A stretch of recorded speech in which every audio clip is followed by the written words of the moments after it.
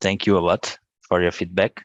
And yes, we are all expecting what Rui has to say about the reporting of resources and reserves.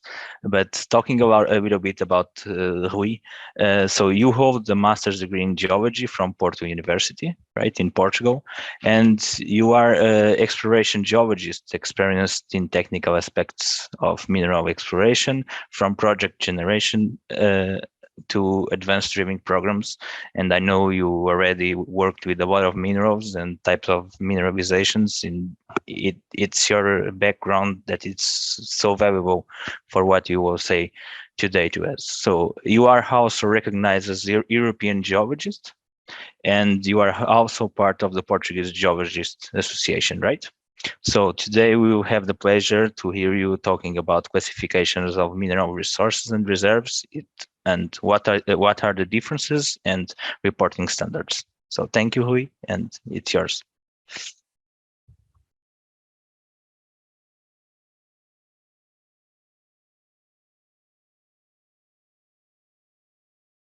All right, now it's all right. Okay, so I will start with, I can share my screen also, please allow me.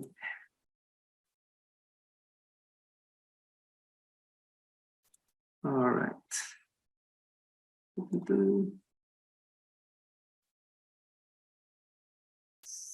So, okay, can you, yeah, so you can watch the screen, right? So thank you. It's my pleasure to be here with you today. I'm always open to participate in this type of events because I think it's very important to share experiences, knowledge. You have always things to learn and to share. So it's for me it's very important to this type of events. And so congratulations to all. And it's very important also to create these synergies between different universities, industry, even countries. So congratulations all for I know this is a huge effort always to put together. So I will start my presentation. This topic, I don't know if you are aware and if you are quite comfortable about this topic. I know that most of the universities don't used to speak about this, but this is very, very important for all the professionals in mining industry and all the students that pertain to start working in mining industry. Few countries are applying these type of classifications and reporting standards. It's obligatory to use, but most of them is not obligatory. For example, in Portugal, it's not obligatory to report to the mining directorate in Portugal. It's not obligatory, but we are under the European report standard. But it's not, we are not using, and the government is not obligating companies to report under these standards. We as professionals, we are trying to implement this by the law, but some people don't want it. But it's a process and it took time. So I'm a EurGeologist. EurGeologist is a title given by the European Federation of Geologists and is a peer supported group or association. And the main objective of this federation is to create good practices in mining industry, from exploration to exploitation, passing by the environmental and social engagement and on all the image that mining has, especially in Europe.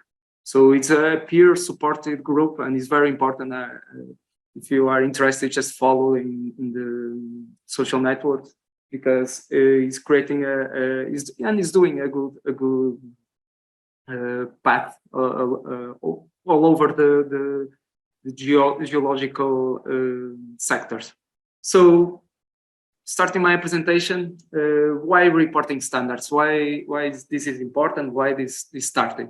So, mineral resources and mineral reserves have been estimated systematically for many decades. But the expansion of the industry internationally led to the increase of the capital market involvement. So there was a lot of money involved. There was a lot of big companies trying to invest in mining. And this led to the necessity of the systematization and regulation. So during the 70s, came a warning sign from a major nickel discovery by Poseidon. Poseidon, it was a Western Australia company. That sparked a wave of speculative company flotations. So as you can see here, this graph, the nickel prices went up, and this company and this happened because of there was a lack of nickel in the market during the Vietnam War. And the main supplier of nickel in the world, it was a Canadian company, suffered a worker strike. So there was a lack or a shortage of nickel in the market. So Poseidon announced a major discovery, and the share prices went up high. Every year the number is it was around 30,000% high than the normal price. So it was the shares was around $0.5 and passes to almost $300.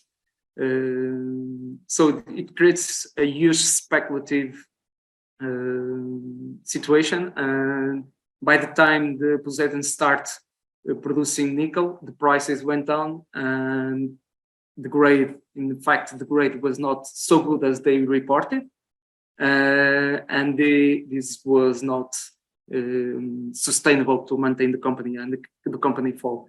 So this was considered the Poseidon bubble. It was considered the first sign that the market needed regulation. The other big case is one of the worst corporate frauds in history. It was the Bre-X. I don't know if you heard about this company. There's a good movie. It's called Gold, and also you have several books written about this case. I recommend you all to watch this movie or read the books, because this is the best example of how mining exploration projects can have a huge influence in the world economics and in the markets. So this company basically it was a Canadian company that was operating a project in Indonesia. It was called the Buzang project, and they were reporting a major gold discovery in Indonesia. They report the maximum size of this deposit was around 200 million ounces of gold. So it was a huge deposit, and the shares went very, very high. You can see in the graphic in the bottom. But it was discovered later. Later they discovered that the samples were salted with alluvial gold and scraps of a gold ring. And when they discovered that, they sent teams to audit the project, and they found it was all a fraud. So these two cases, it was what started all these classification frameworks and why to apply reporting standards. And that's why it's important the way we report the things. And public reports are reports prepared for the purpose of informing investors or potential investors on exploration results or mineral resources, mineral reserves. And they include, but are not limited to, annual reports, quarterly company reports, press releases, website postings, or nowadays it's common to public in LinkedIn and Twitter. There was the necessity to bring transparency, uniformity, and trust to those reports, public reports. So it's necessary to everyone to be using the same language or vocabulary, to be precise when we are talking about the numbers and what we are reporting. Because if we are not doing this properly, you can incur in some countries in a fraud, and it has legal issues related to that. If you want to make some questions, or if you want to talk a little or discuss some point, just say something. It's better than later. So if you want to stop and create a conversation, it's all right for me. So this necessity to uniformize and bring transparency to reporting and classify the mineral resources or mineral reserves led to the creation of groups where they start creating those reporting standards, and the main ones nowadays are CRISCO, is a Committee for Mineral Reserves International Reporting Standards, and the other one is from the United Nations. It's called United Nations Framework Classification for Resources. It's the UNFC. They are different because CRISCO is more focused on the private sector, so it's more for mining companies, including the ones listed on stock exchange.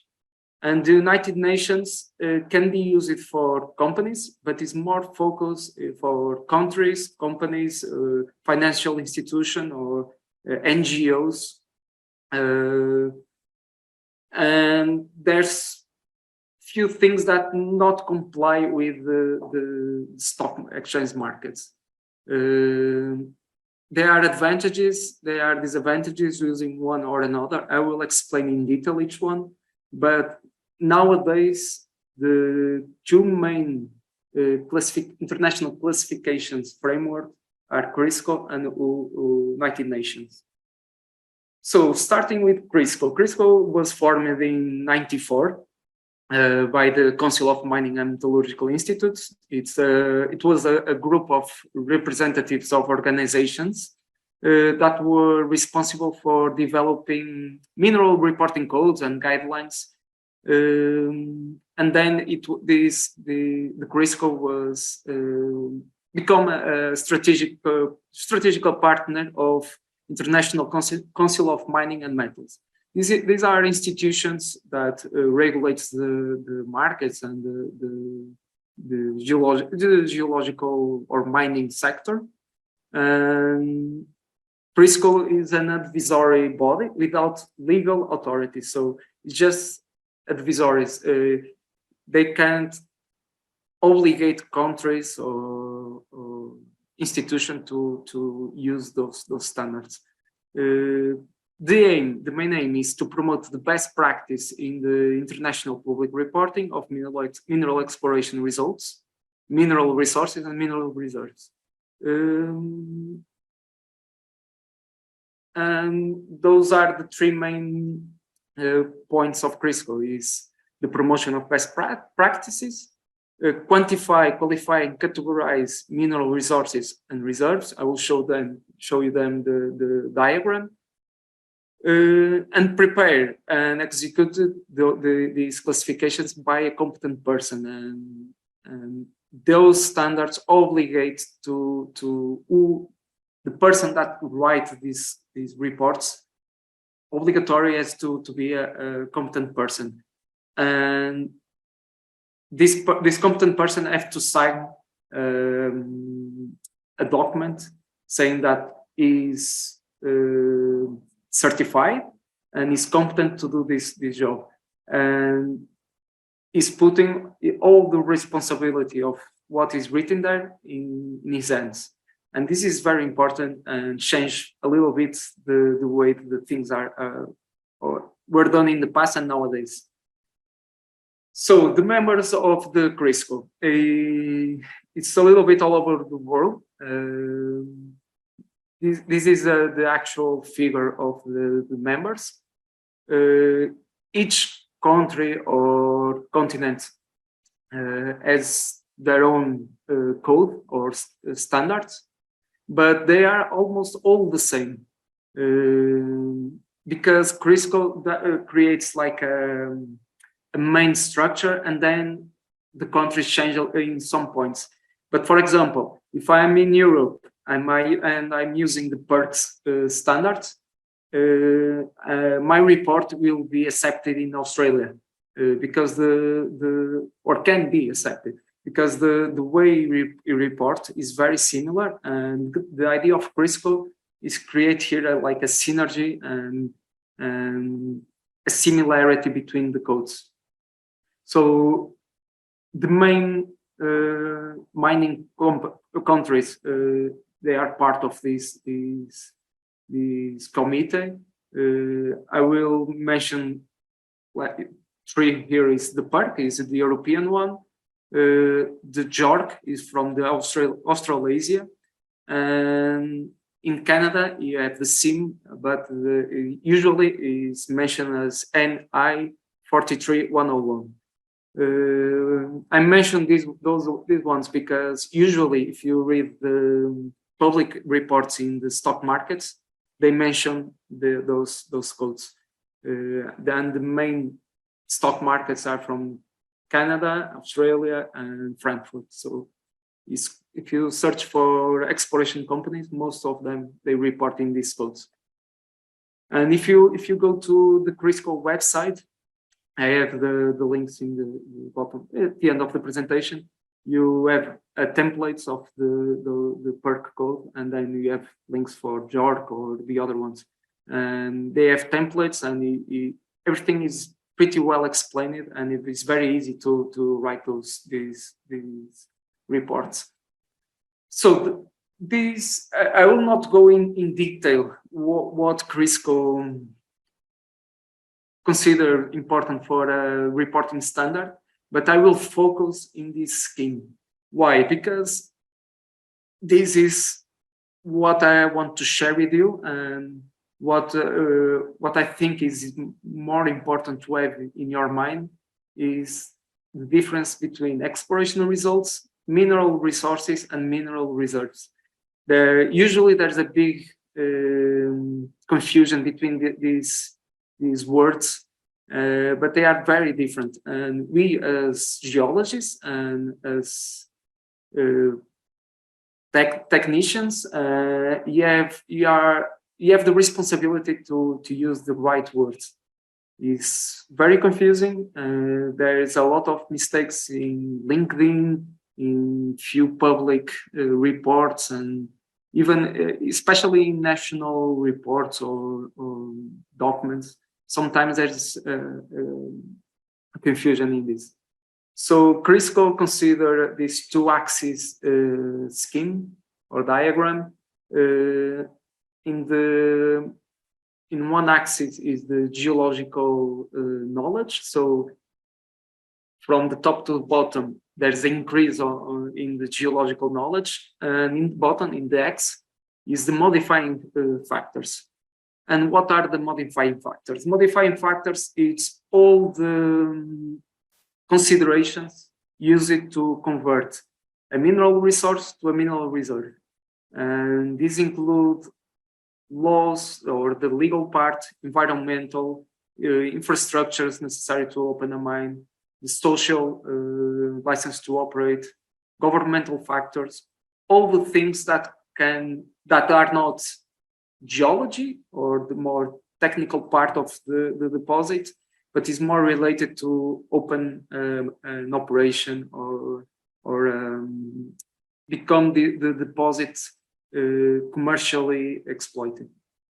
That's what changed the column from mineral resources to a mineral reserves. It's all these factors. And it's very important when you are creating a report or a document to specify all the factors that can have influence in the project. If you, for example, if you are operating or running an operation without the social license to operate, you will never open a mine. Or, for example, if you are not considering all the environmental topics or laws, you are incurring it's not accepted in the industry. So if you are omitting those factors, you are not doing a proper report or a classification of your project. And you need to be, when you are writing those reports and following these reporting standards, you need to be very specific in each of the modifying factors. So we start with the exploration results, and these include the data and information generated by mineral exploration campaigns. And that might be of use to investors, but not form part of declaration of mineral resources or mineral reserves. Reporting exploration results is common in the early stages of an exploration. It's quite common to see this in LinkedIn of these junior companies. And it's when you don't have the sufficient or the necessary amount of data to do a reasonable estimate of tonnage and grade.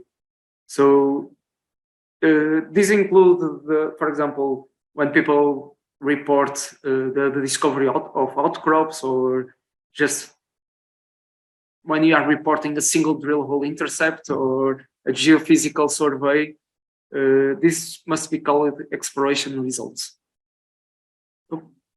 And then we have the mineral resources. Mineral resources is when you start defining a concentration of material of economic interest, and we start having an idea of the form, quality, quantity, and you start having an idea of the economic significance of this concentration. So it's divided by three categories. It starts with inferred. The inferred is when the geological evidence is sufficient to imply the geological and grade or quality continuity. It's implied, not verified. So you start having an idea. And when we have the inferred mineral resources, we never can't move to mineral reserves. You need to increase the geological knowledge. And then we have the indicated. So indicated mineral resources is when you start having more data. You can do a connection between points of observations. So it's when you start doing a more systematic work, like soil sampling, or like channel samplings or geophysics, and you can start connect points of information. And then we have the measure. The measure is when you have detailed and reliable exploration, sampling, or testing, and it's possible to confirm the geological and grade or quality continuity between points of observation. So we are talking about a drilling campaign, infill programs. So it starts having a measured mineral resources. The indicated and measured mineral resources can move to mineral reserve when you start having this economic study. So the indicated can be a probable mineral reserve, and the measured mineral resources can be the proved or probable. This is not, doesn't have just one way. As you can see from the green arrows or the red one, is you can move to the both sides. For example, I have a project and I define my deposit. I have a measure mineral resources, and I do the pre-feasibility study and move it to probable mineral reserve. But the law changed, and I'm not complying with the environmental and all the legal factors. So return back to the mineral resource or measured mineral resource. And this is very important. So when you are classifying our project, you need to be having in mind always considering the modifying factors. Make sure that you are complying with all the description of the modifying factors, and you are identifying properly all the modifying factors. For example, if I was reading that the infrastructure, you can have a huge deposit, but you don't have a way to reach, or it will be very expensive to extract all the material. So this have influence in the mineral reserve. Probably it will be a mineral resource if it's not economically exploited. So you need to consider all these factors. And in this image, you can have a better idea of what is inferred, indicated, and measured. Looks all the same, but it's very different. And then we have the mineral reserves. The mineral reserves, the reserves are those portions of indicated and measured mineral resources, which after the application of all these modifying factors become, so you are able to estimate a tonnage, a grade, and the competent person can decide if it's a probable mineral reserve or proved. In this stage, or in the mineral reserve, includes all diluting minerals. So usually when people are reporting mineral resources are not including the diluting materials, and all allowances for losses which may occur during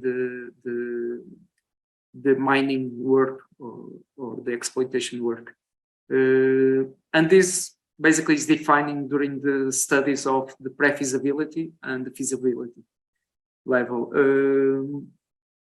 So the main difference, the probable mineral reserve is the economically mineable part of indicated or measured mineral resource, and has a low level of confidence than a proved mineral reserve. So basically you have all the information, and you analyze all the modifying factors, but there are points of development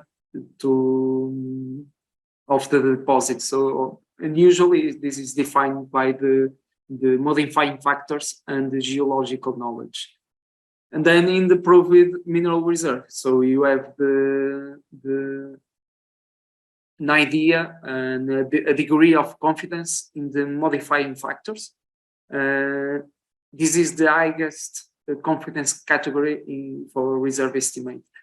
So you are totally sure and confident about all these modifying factors, and a good idea of your, or a good understanding of the geological factors of of your deposit. So in summary, the critical advantages. The critical codes are widely used by the industry, and a lot of data are available according to the critical template or standard report. those list of countries that each one have their codes have defined standards and are backed by professional bodies, like as I mentioned, the European Federation of Geologists. It has the figure of the competent person, and this attributes confidence to the reported data and gives also a trust in the report. And if it has a clear and easy reading of this classification diagram. So it's a two-axis diagram, it's easy to understand. And if you follow all the steps in the Prisco template, it's easy to classify your deposit. The main disadvantages is not designed for the purpose of a national or a continent scale strategic planning. And this is important, for example, for European Union, NGOs or governments to create policies or strategies in the long term. It is designed for public reporting and to help protect investors. So it cannot take into account all the needs to be considered for national level reporting. It's not a true representation of the total mineral inventory, because it does not take, and it's not possible to take into account known but poorly defined deposits, or anything that is not currently worked due to environmental or economical constraints. So everything that is, for example, it was exploited in the past, or is just very small deposit, it's not this type of report not considered. It's not possible to consider because you need to have facts. So it's very difficult to include in these reports. And because it's necessary, it's required to have a competent person, and this can be quite onerous, discourage many organizations, especially the public organizations and NGOs. So usually these entities prefer to use the other code. And any work done by governments or geological surveys will most likely not adhere to the Crisco template, because usually, and the design of this template is more focused in the stock exchange market. The governments and the geological surveys are usually does more early stage exploration or just a research, and will not comply with the Crisco codes. And now I will explain the United Nations framework classification for fossil and energy and mineral reserves and resources. That's the full name of this code, but the abbreviation is UNFC. So this is a global classification system. It's developed by the United Nations, or the sector of the United Nations of Economic Commission for Europe. So the UNFC system has been designed to create mineral inventories in a harmonized way. So it can be easily combined across all the regions or continents, for the purpose of developing mineral policies and planning in a transparent way. So UNFC is a classification and not a full reporting standard. Does not provide guidance or data quality or validation. So that's why stock markets don't use this classification. Doesn't have or is not required to have the competent person figure. So, and there's no way to do this certification. So usually is done by an organization, and there's any person that takes the responsibility of the evaluation and estimation. Unlike Crisco, the UNFC can accumulate resources that are not economic to extract. So all these small deposits or that will not be, for example, you can have a huge deposit, but is under a main town. The Crisco is not possible to pass to mineral reserve, but the UNFC will consider it can be considered in the UNFC system. And this is the UNFC classification system. It's a numerical coding scheme. It's a 3-axis, so it's more difficult to understand at the beginning. But this 3-axis has so basically consider the environmental, socio, and economic viability, the technical feasibility, and the degree of confidence. The degree of confidence is the geological knowledge. So to do a proper evaluation, you have you need to consider those 3 axes, but also when UNFC reduce it for 2 axes, and I will show next the 2-axis classification.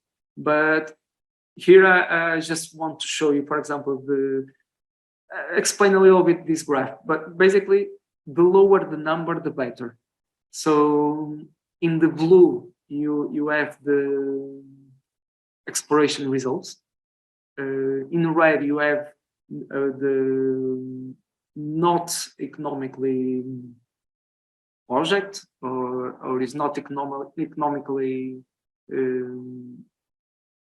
so basically deposit, and in the green you have a deposit considered economically viable. So is when you comply with all the environmental, social, economic viability, and it's in the top. So the lower the number in this graph, the better. And if you go to this UNFC website, you have all the description to use the correct code. So it's very easy to apply. You just need to follow this sheet and see where you can correspond your information and your data to each of these axes. And this is the 2-axis classification system. Is a simplified way to understand this graph. So they classify as commercial projects, and then the potential commercial projects or non-commercial projects, and then you have the exploration results. And as you can see, the numbers, the lower the better.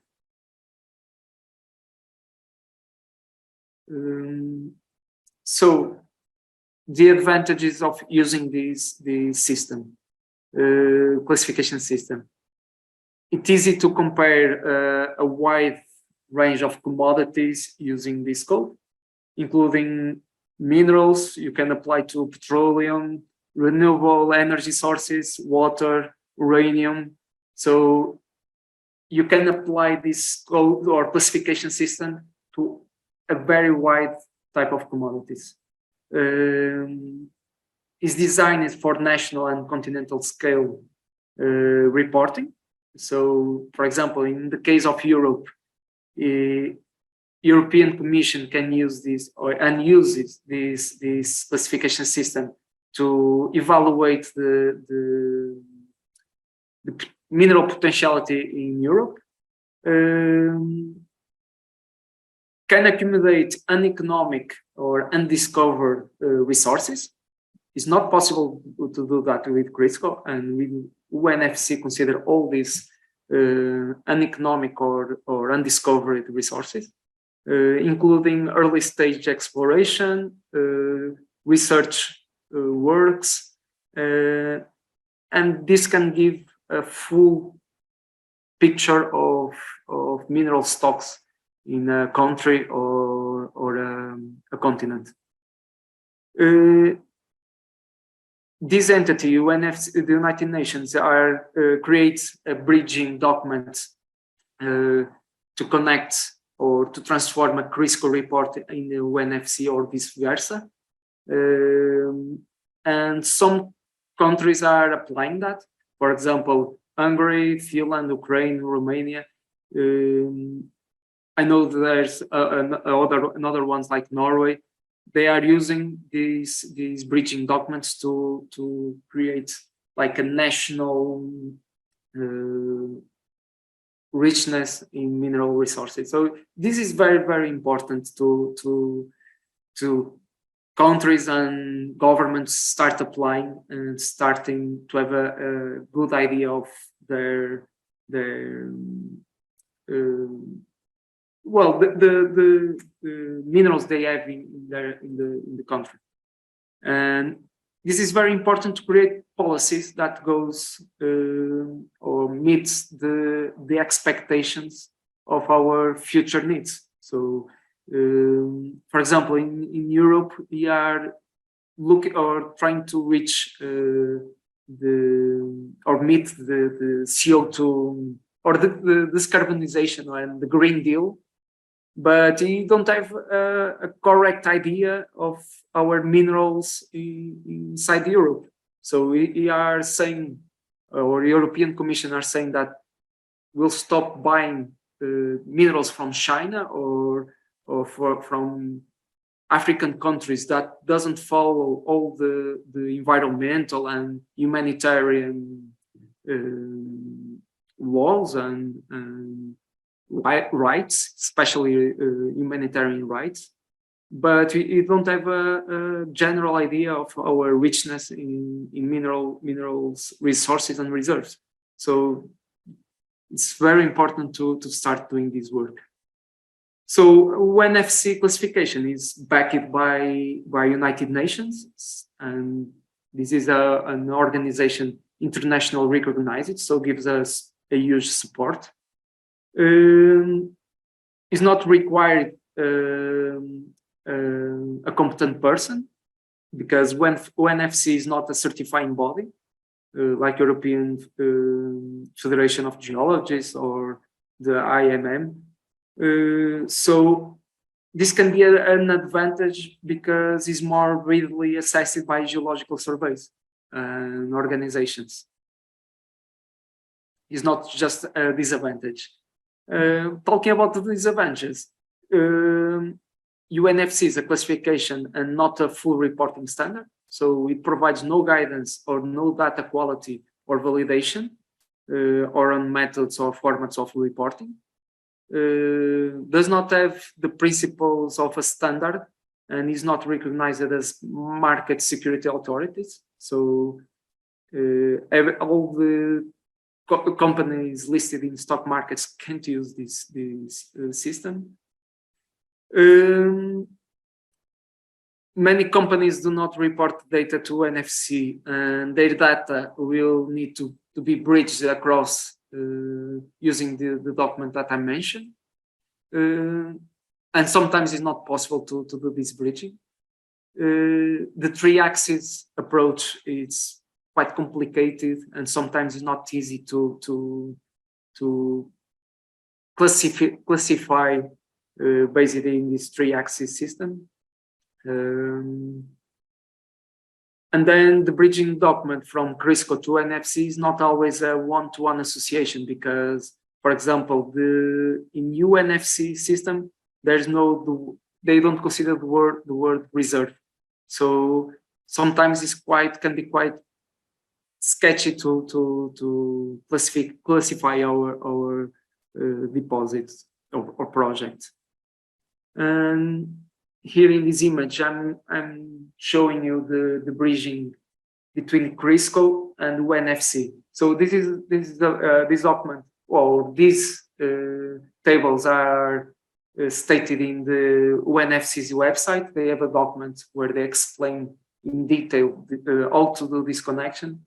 But as you can see here, basically in the bottom, in the image in your right side, you have the exploration results. So is when you have a low knowledge, geological knowledge, and is where you are starting a project. In EL, we have the mineral resources, because as you remember, all these modifying factors is in the lower part. So you have here the mineral resources. And when you have all this confidence in the modifying factors, you have the mineral reserves. That's the main connection of Crisco with the ONFC. And in the left side, you have the table with the codes. And if you are doing this evaluation, or if you are trying to classify your project, it's a useful way to public report properly using the both classification systems. And I put this slide because I have been talking about the competent person. So who is the competent person? So competent person is an industrial professional, must be and has to be registered and licensed by a member of a recognized professional association or body. Usually is peer review, so your curriculum will be analyzed by another colleagues. You must have 5 years of relevant experience in a style of mineralization or type of deposit under the consideration and in the activity which person is undertaking. So, for example, the EurGeologists, for example, you can be a EurGeologist in hydrogeology, in environmental. It's not just for mining, but for example, I'm a EurGeologist, but I'm not a competent person for hydrogeology. So even inside mining or mineral exploration, I'm just a EurGeologist or a competent person for gold mineralization.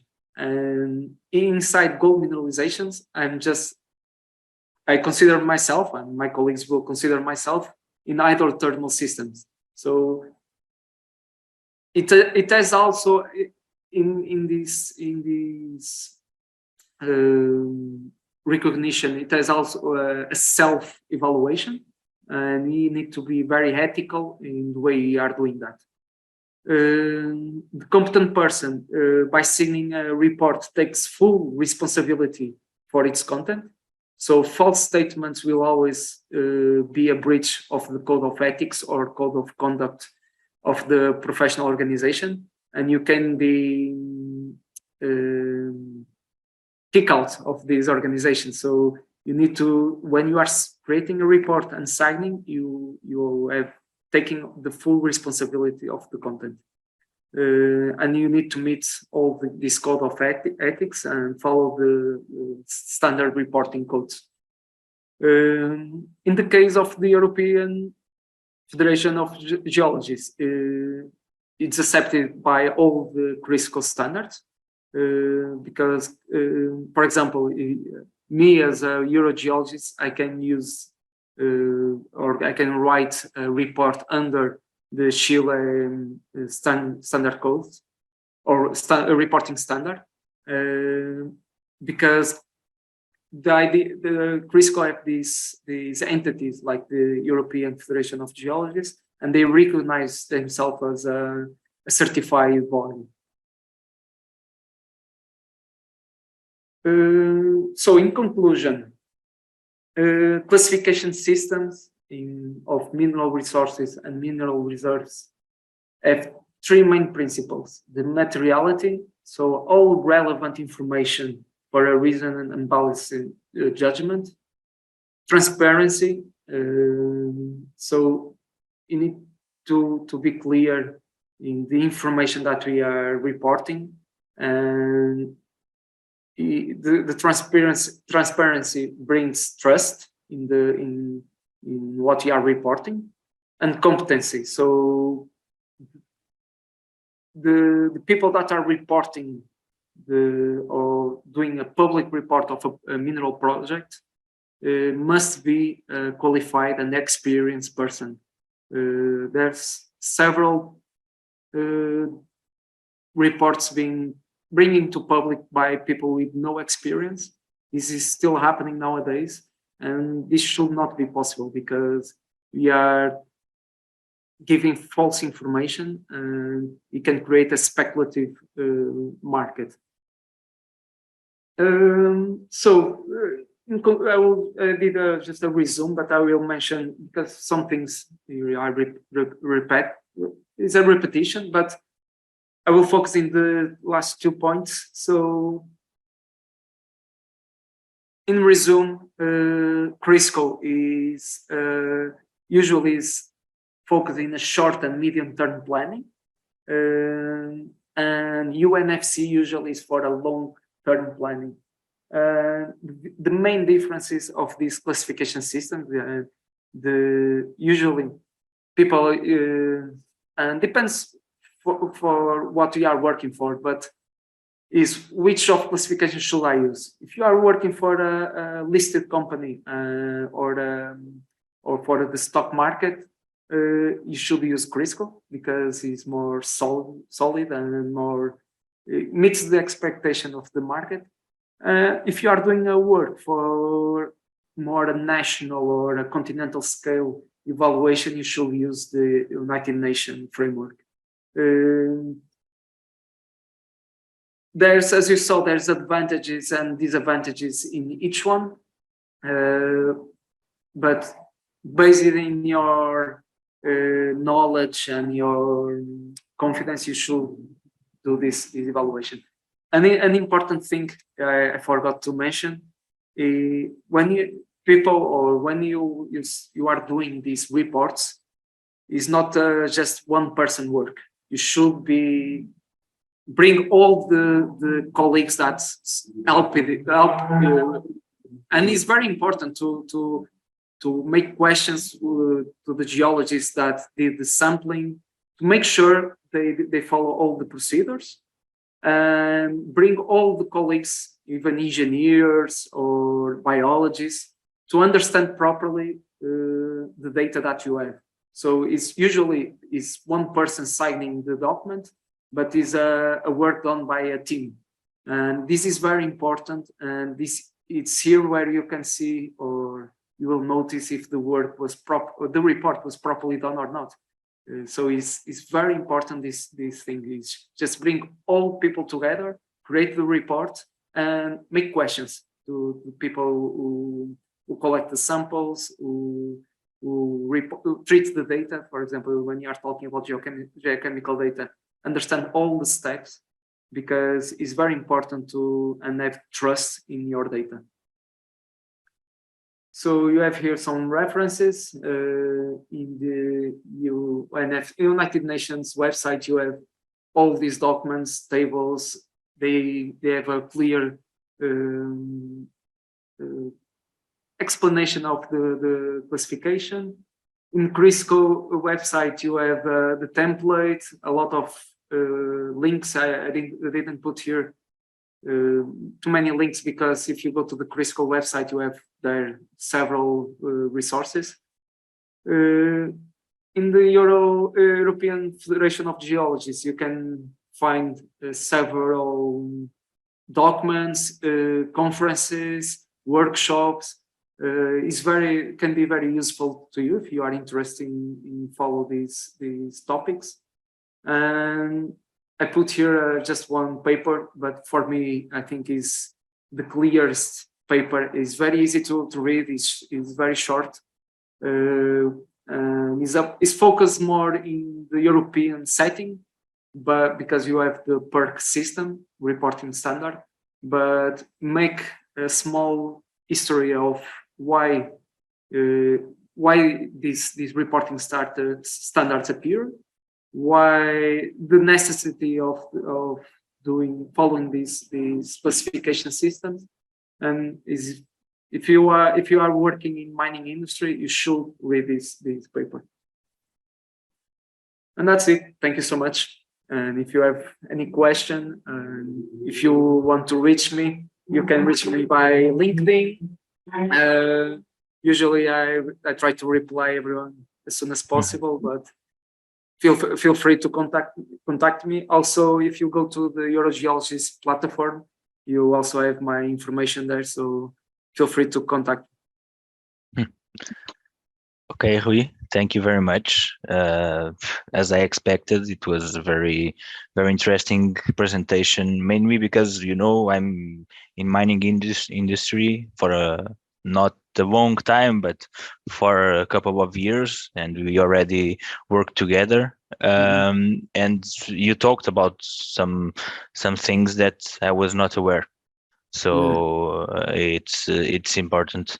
I think sometimes people do not give the real value to this subject, unfortunately. And Yeah, it's you true. start your presentation saying that the universities do not talk about it, and it's true. And it's a lack in our academic path. Before I do some remarks, I think we have two questions in the chat. If you are able to reply. The first one Anthony asked, it's the membership for Crisco open for registration in Nigeria, and how can he be one member? So I'm not totally aware, but first I think in Nigeria, if you have like an association or a committee for mining or congregates all the mining professionals, I think you need to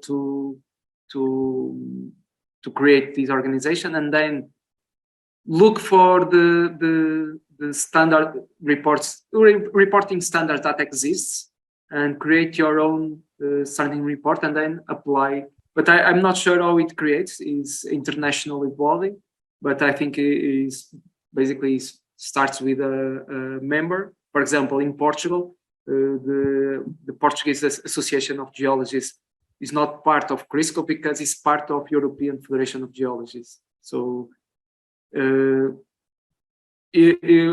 not sure if you in Nigeria you have an organization, but I think you need to reach Crisco and demonstrate that you want to apply these reporting standards to your country.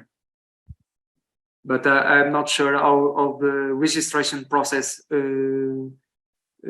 goes. So I have no idea. But I know that starts with a professional body or organization, and then from there I think is easy. And the good thing about Crisco is there's a good synergy between the different organizations. For example, at this moment, I'm doing or supporting the translation of the Crisco or PERC reporting standard to Portuguese. So this entity Crisco contacted the European Federation of Geologists, and the European Federation of Geologists contacted the Portuguese Association of Geologists. So there is a good contact between the different organizations. So I think someone will help you through the registration.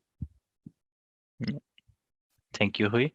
The other question is, how do we address the trust issues in reporting standards for mineral resources and reserves, especially in Nigeria, where we have qualified professionals but no recognized professionals association? So basically, those professionals should contact these international associations or bodies like the IMM. There's for example, the European Federation of Geologists. I think they just only accept the European geologists, but you have like the International Council of Mining and Metals.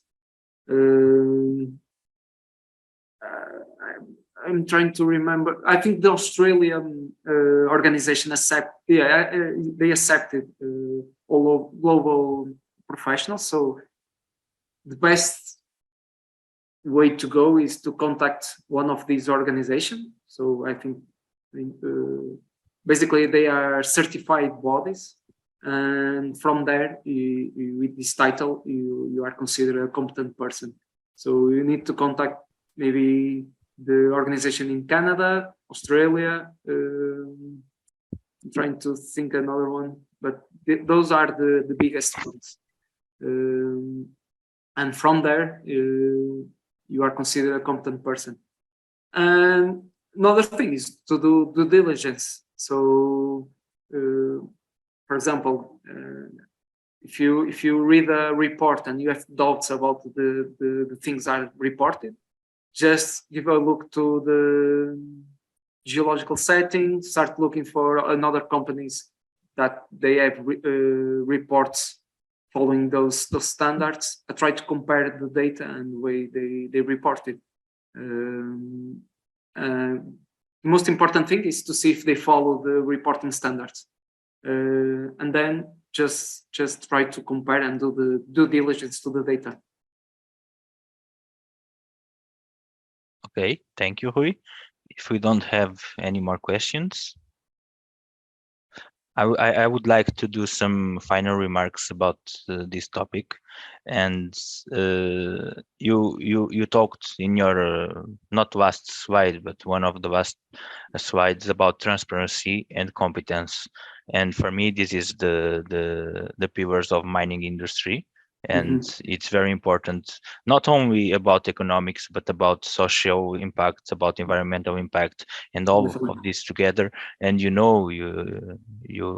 are in exploration area that it's very difficult to deal with population. And when you arrive and start talking about mining projects, people do not feel comfortable. And this transparency and competence in work and dealing with data, for me, it's the most important part of the mining process. There's also something about this reporting that is related to the news and the speculation. And unfortunately, for those who can understand a little bit what is resources, reserves, and what is geological knowledge, it's very difficult and uncomfortable to hear some news talking about the potential of lithium and the potential of copper or gold in Portugal, and we know that we don't have the knowledge to write about it, because people many times make confusion between the exploration and the real resource that is happening there. And we know, for example, in Alentejo, we are in one of the richest copper provinces in Europe, right? And people think that when they see mining companies doing drill holes, they know, okay, now we have copper here or we have gold. And this lack of knowledge and understanding of the geology and mining, it's something that we need to increase and increase the quality of people, common people understanding. And Finally, especially, sorry, yeah. but especially No, say. When you are talking about reserves. So it's quite Yeah. common in Portugal. This started with the report of the United States Geological Survey that they did a global analysis for certain elements. They classified as reserves, and Portugal has determined, for example, for lithium. I'm talking about lithium. They reported one of the main countries in the world with biggest reserves for lithium, but that's not true, because these lithium reserves are from the industrial sector, and they are not reserves, they are resources. And some of them, they are not measured mineral resources, so they are inferred or indicated. And when you are reporting these things, it can be dangerous, because this can create speculation, this can create a social alarm. And as you mentioned initially, it was transparency and competence. And for me, as a geologist and working in the mining sector, and I'm not sure how it's in Africa, but in Europe, mining is associated to a very bad image. So we as geologists, and we are scientists, and we work with the environment, and it's very important to have this environmental mindset.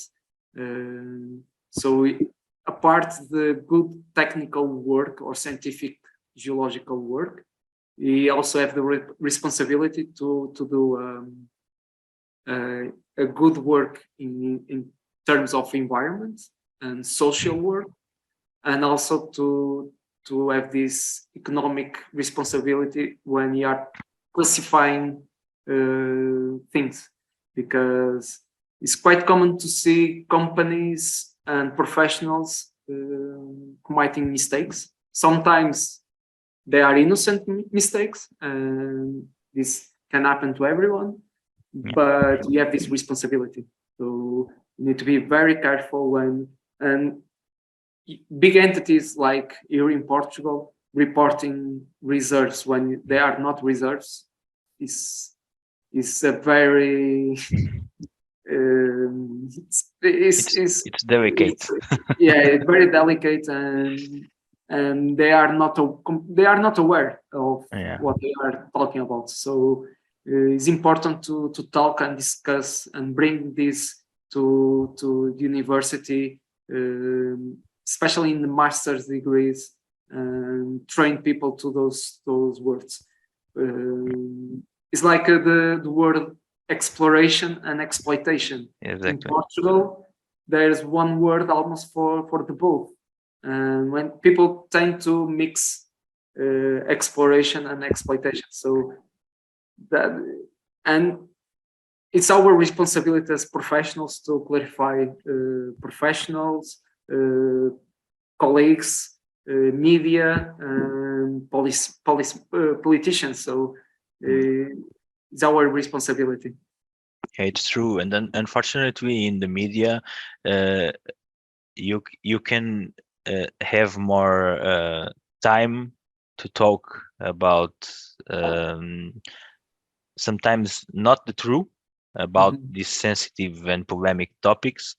You have more time for this that you have for real science and real information, because real information do not sell the truth. It's that. True. Yeah, and you talked again about the environment, and this was my final remark. It's about the Green Deal and the decarbonization, and how this, for me, and I'm sorry, the word fake interest in decarbonization, for me, it's not true. It's just some kind of tendency again, because we are not doing this in the right way.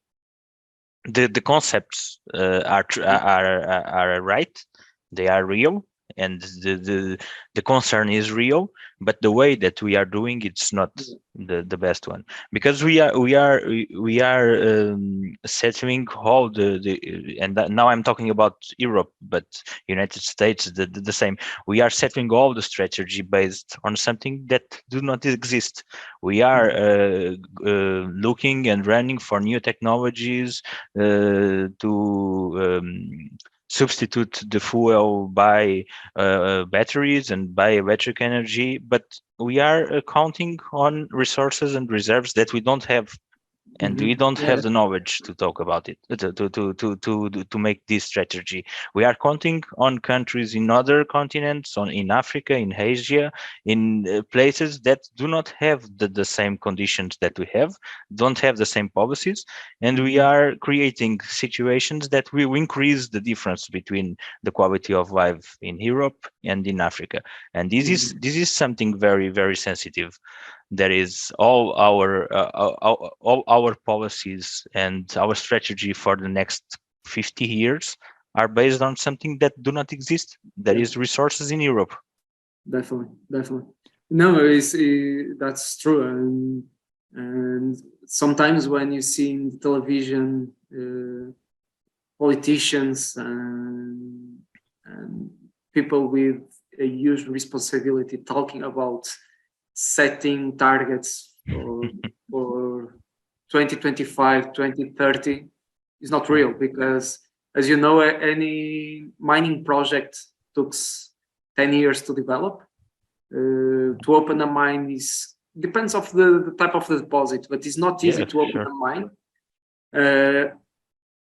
And if people are talking about this new type, for example, I'm thinking rare earths. Africa is rich in rare earths.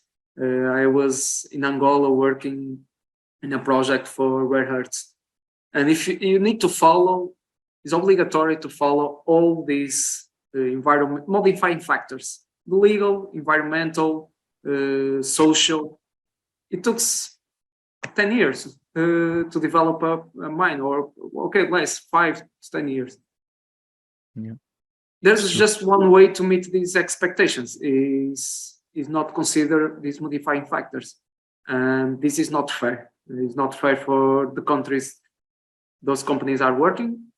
It's not fair for the global environment, and this is very important. So sometimes you see people in the United States, in Europe, talking about the environment, but they or we are the main responsibles, because buying in China, buying in Africa, where there's no, where people are not, or companies are not doing the best efforts to meet all the humanitarian and environmental rights. They are complying with, or they are agreeing in the destruction of the environment and other things. So you need to work together and be realistic. So I'm not seeing in Europe, for example, talking about the case of Portugal. The governments are saying that in 2030 we'll have use the carbonization targets. They will reach fake targets. It is fake targets, but no one is doing a proper job in pacifying the resources and reserves. No one, they are not signing mineral exploration projects. It's very difficult. I don't know if you have an idea, but in Europe nowadays it's very difficult to have a exploration license. So, for example, in Spain it's quite common to wait for 10 years. In Portugal, the last exploration licenses were on wait for 5-6 years.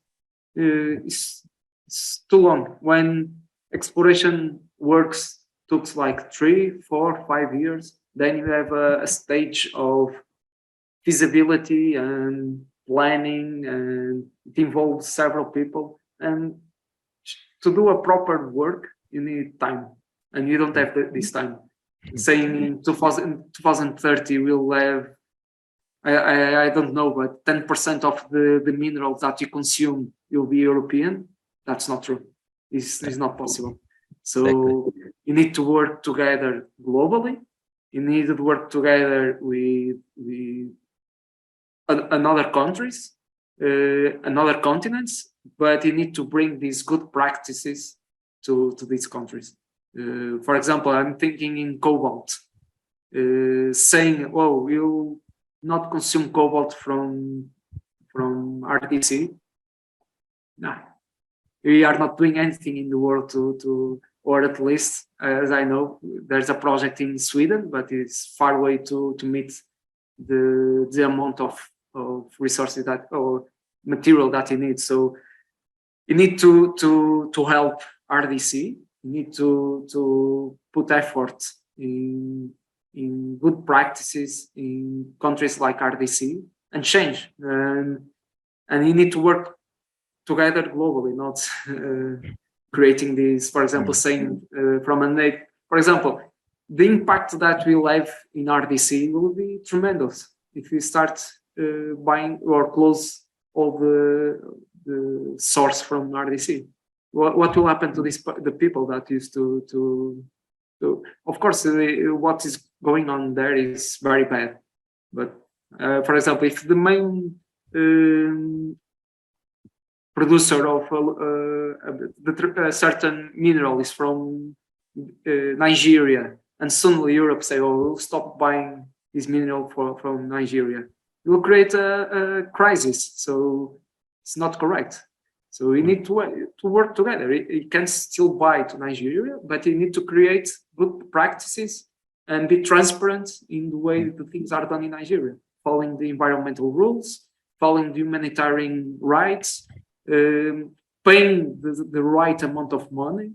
So I think this is the way, and it's good to see big companies having this strategy. So we as professionals, we need to foment these type of things. Yeah, it's true. I really agree with you. It's important to create stronger supply chains, and especially with no shadow areas, because what's happening now, and you are talking about cobalt, we need lithium as we need cobalt for the batteries, for example. And people media just do not talk about cobalt because it's the only source. So it's a need, and people don't care about it. Yeah, definitely. Well, Rui, I think we had a very, very nice and interesting conversation now at the end again. And if any of you have questions, I would ask Joshua to say something if you want, and João. Or okay. I just want to sorry, Joshua. I can just say some words. To see what we already said, Andre and Rui. I think that it's not something. This kind of topics, it's not something we talk a lot about in university. We talk a little about the difference and in very general terms between mineral resources and reserves, but I didn't know about these classifications that we talked today, these two main, and it was great to know more about them. And it's something that we really should know more, especially in our area of education. It's something we should. I don't know if it's the case in the master's degree that I'm going to now. But yeah, it's really something we should know more about. Okay, thank you, João. Joshua? Yeah, like I said yesterday, I'm not from the mining sector, but in the past 2 days, I must confess that I've enjoyed every bit of what we've done in this mentorship program. So I'm also like I've been mentored from the part we had yesterday on drones and some hyperspectral usage in mining, and today talking about this classification. And one thing I've seen that is very paramount is from what you have said, like in Europe, building on something that do not exist, and it can be really it can be risky. And I bring this again to some kind of debate that is currently ongoing about carbon farming in Europe, you know, and like that's one of the projects I joined, and I could see Germans were really not in support of this concept of carbon farming because to them it looks like something that is not really real.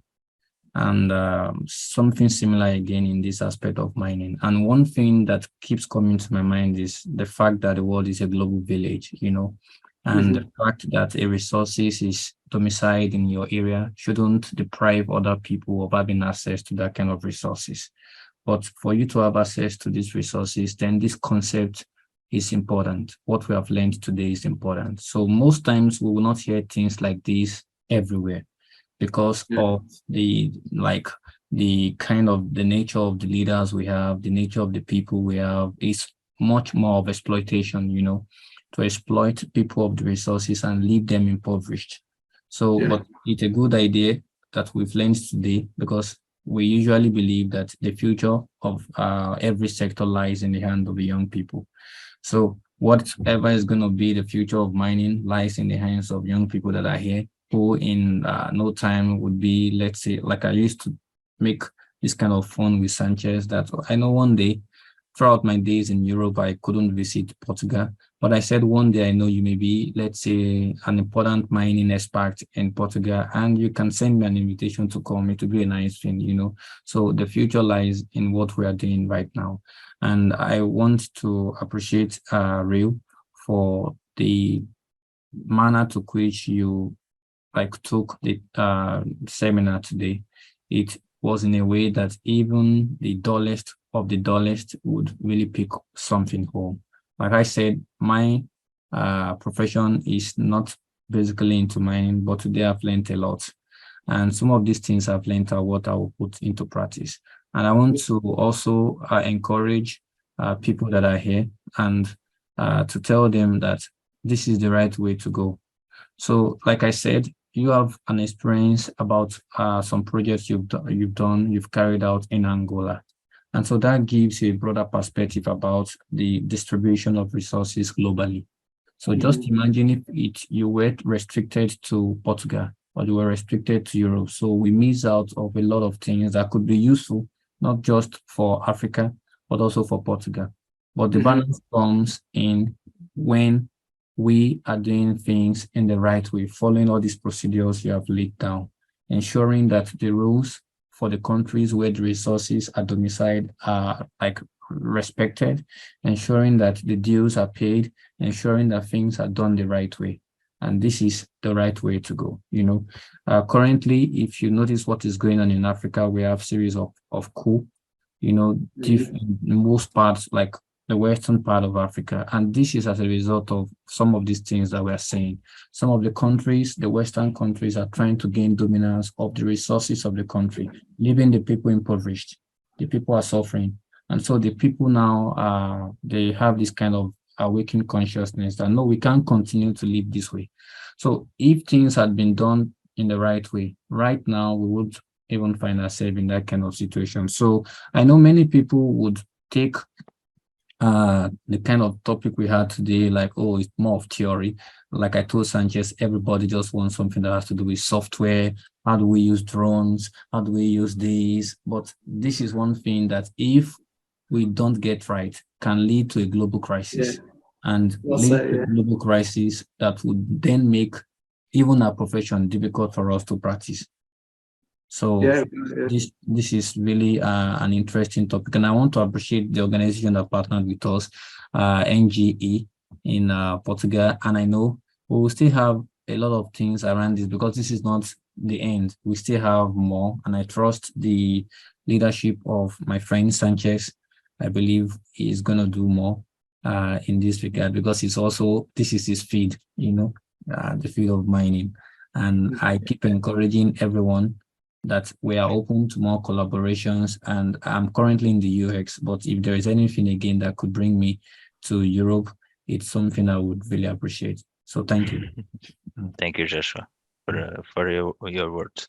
So Rui, do you want to say something to us, or? No, it was very well said. That's true. Is things that is happening now in Africa, and I've been following. It's because of natural resources. And it's very sad that this is happening. But with knowledge, for example, if these countries have more knowledge about their minerals and their richness, sometimes the things were different. So sometimes we are opening the door to the enemy. And the enemy is not one country or another. The enemy is this disruption and these people that just go there just to create these situations, more political situations than other things. His interests moving, and that's why it's very important each country or group of countries work together, study their minerals, doing an assessment of the richness, and a proper evaluation of the reserves and resources, and with, well, as you used to say, knowledge is power. So it was very well said, and thank you. It was a pleasure to participate, and congratulations to all of you who are organizing these things, and it's very important. And whenever you want, and one very important thing, when I left the university, I was always looking for these softwares, applications, and all these more technical conversations. And nowadays, I'm very involved in these more theoretical topics, but is very important because this is the roots or the main core of a good professional. And even here in Portugal is very difficult to bring these topics to the young generations and even the older ones. And we have a long work to do, but these topics are the core of a good work and a good professional. So thank you for the invite, and whenever you want, just reach me. Okay, Rui, thank you very much, and we really appreciate your presence here and the acceptance of this invitation. And I think we end in the best way, as always. So thank you very much. Okay. Before we go, let's do something funny. I know many of us here are from different nationals, some from Nigeria, some parts of Africa, and Portugal. So how do we say thank you in Portugal? Obrigado. Obrigado, yeah, I remember obrigado. So obrigado, and in Italy, grazie. They say grazie. Yeah, the same thing. It's quite similar to Spanish. You know, most times I say grazie, and then Spanish is grazie. You know, so Gracias. yeah, Gracias. grazie. So grazie, Rio. Thank you very much for your time.